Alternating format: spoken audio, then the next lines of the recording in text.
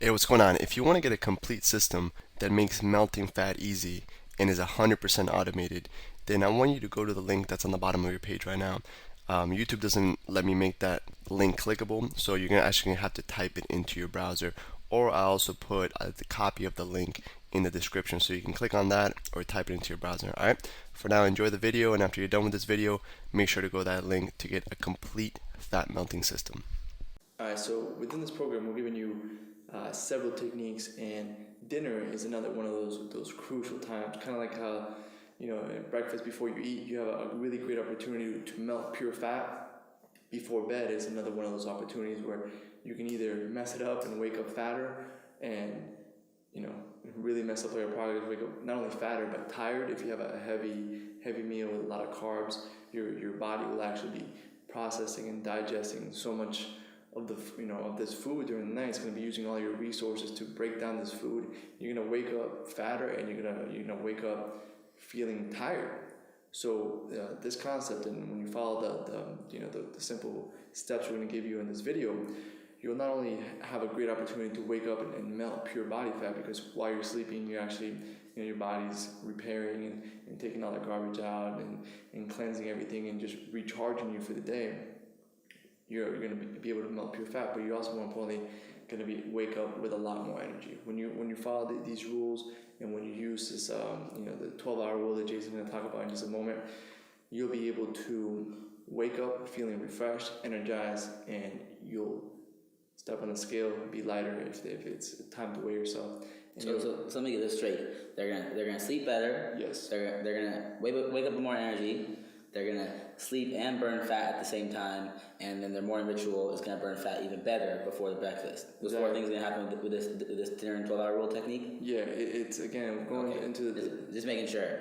Yeah, it's the same thing we keep talking about, which is all these techniques are going to stack together.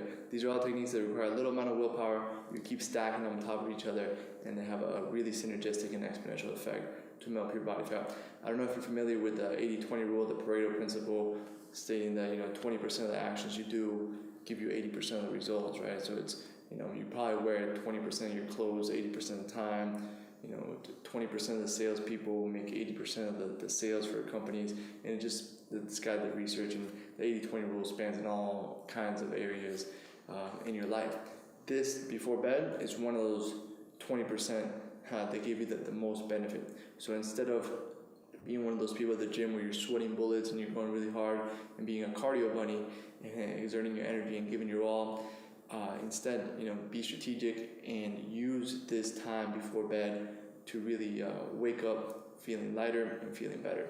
So we're going to go over now the simple meals that we recommend and the simple rules that we recommend before going to bed. Number one is you really before bed you want to tone down the amount of carbs that you eat. I'm sure you might have heard this rule before, but we really want to emphasize it. And how many carbs do you think they should have before bed? Approximately. If you're gonna have carbs before bed, I recommend somewhere around 20. But there's two angles you can take this. You can take the more drastic angle where you're gonna do no carbs as far as sweet potato, none of those kind of things, and you're just gonna do protein and veggies, and the veggies is where you're gonna get your carbs from. And this is advanced and a little like a streamlined approach to burning fat a little faster. But if you want to take it a little easier, you can eat carbs as well. We don't ever say you can't do that, but you want to keep it on a lower side of the carbs for the night, and during the day is when you're eating the majority of your carbs. And again, like we're always reiterating, we want to steer clear from processed foods. I mean, with all our meals, all our snacks, we want to stay as true to unprocessed, fresh foods. That are part of the foods that are refrigerated and that will go bad. The quicker the food goes bad, the better. And we don't want to be taking things out of plastic wrappers to eat them for dinner or lunch or even breakfast if we don't have to.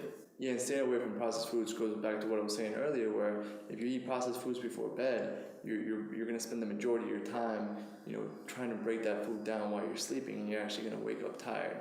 So it's very important. This is another one of those critical moments where if you're going to have processed foods, have it early in the day. Obviously, ideally, you don't have anything. If you're bending with the processed food, that's fine. But ideally, you want to, before bed is one of those very critical moments that you want to be as perfect as possible. And again, with the tired issue about waking up tired, is your body usually runs on cycles. Your whole body, your organs, different muscles, everything. Your body runs on cycles. So your digestive tract runs on a cycle. When you're more active with your eating, which is throughout the day, through breakfast or dinner, your digestive tract is more efficient.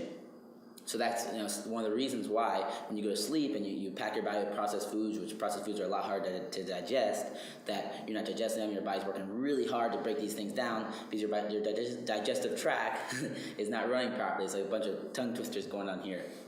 So that's another reason, and it's one of the main reasons why you'll sleep better and you'll wake up with more energy because your body's not working as hard to digest these unprocessed and these foods that your body's not used to eating.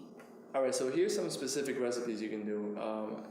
During the dinner time, we want to stick with the lean proteins as well as the healthy fats, something like a fish with avocado and some. Hey, what's going on? If you're enjoying the video so far, do me a huge favor and click on the like button below.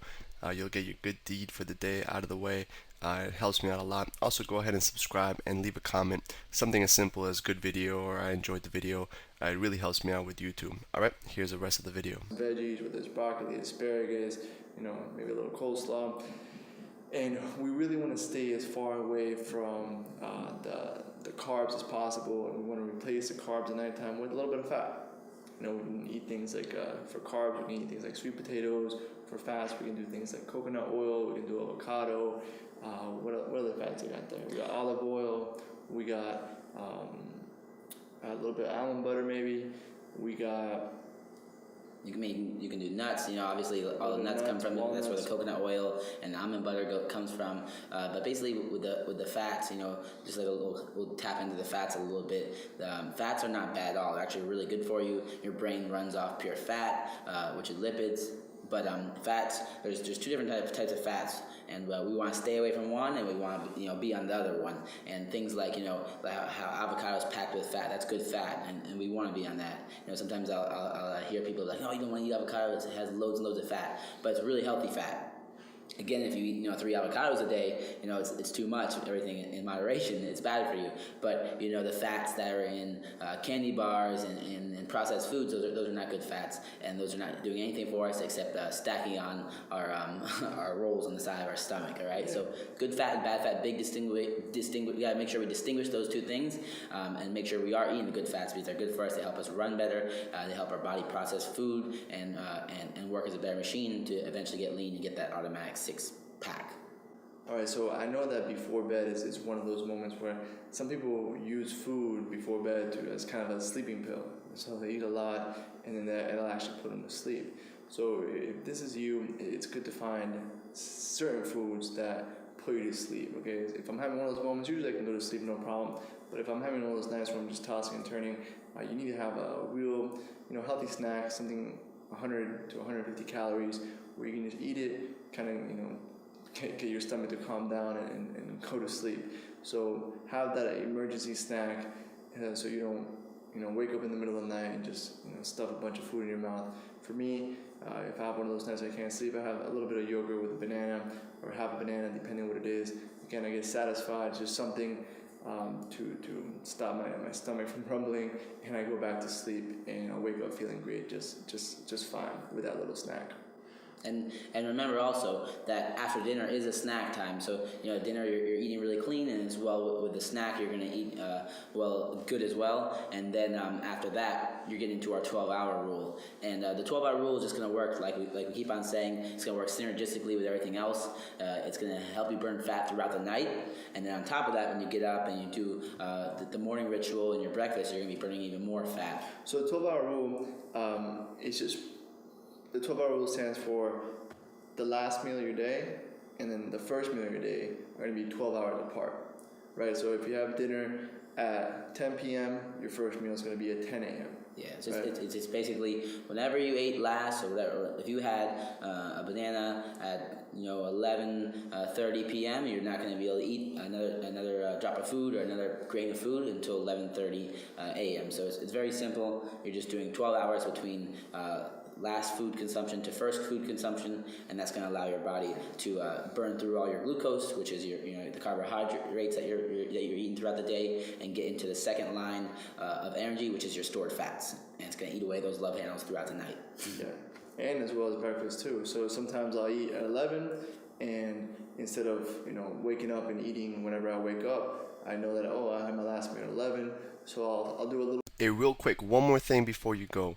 I want to make sure you know that there is no correlation between how hard you work and how much fat you melt or how much muscle you build. All right?